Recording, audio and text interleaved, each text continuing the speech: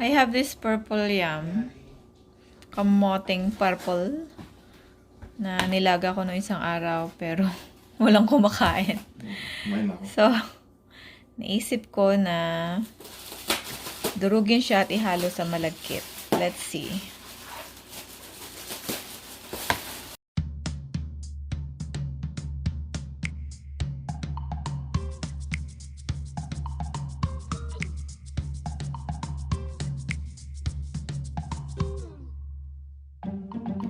Ayan, nabalatan na natin siya. Ang ganda ng pagka-purple nitong kamoting to. Parang I haven't seen a kamote like this sa Pilipinas.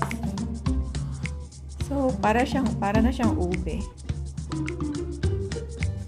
So, ngayon, i-blend natin siya para maging soft.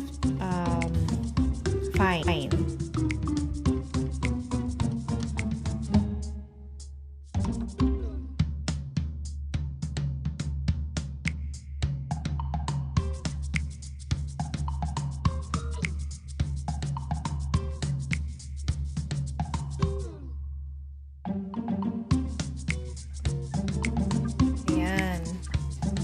Blended na siya.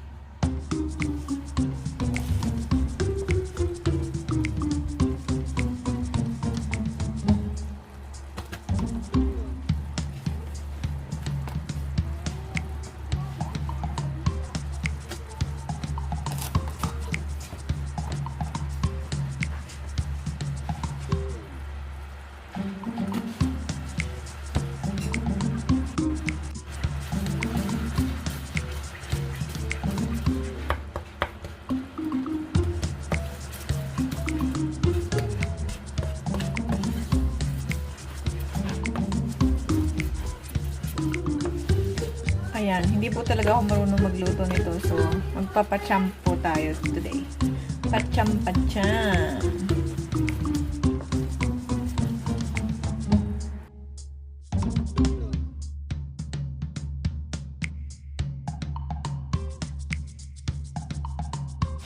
Oops.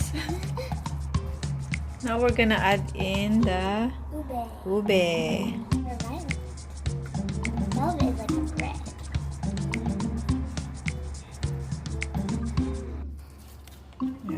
Go adding. Mix it well. It's liquidy here. Ayan, medyo na-mix na siya ng ayos. Na-mix na yung malagkit sa purple kamote. So, yan na siya. Ito yung hard part ng pagluluto ng ganito. Yung paghalo. Kasi parang hahalo-haloin natin siya hanggang sa mag-thicken. So, para siyang biko, guys.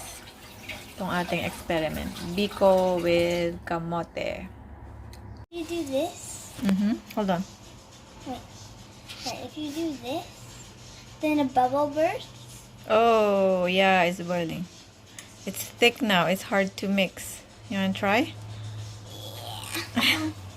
From the bottom up. Oh, look at that.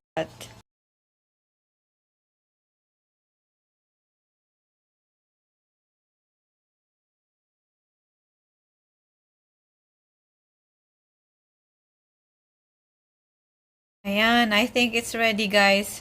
Tsaka, masakit na rin yung muscle ko sa paghahalo. It's ready. Ilagay ko na lang siya sa container.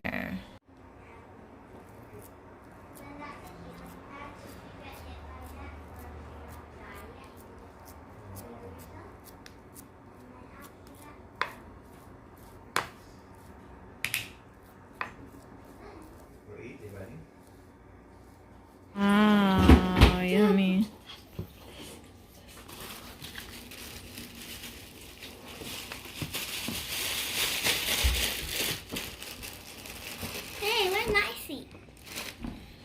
I'll put your seat here, Adi. Stand up first a little bit. I'll get your chair. Half first. Could you have that amount of ice cream and put the other half on the other bread?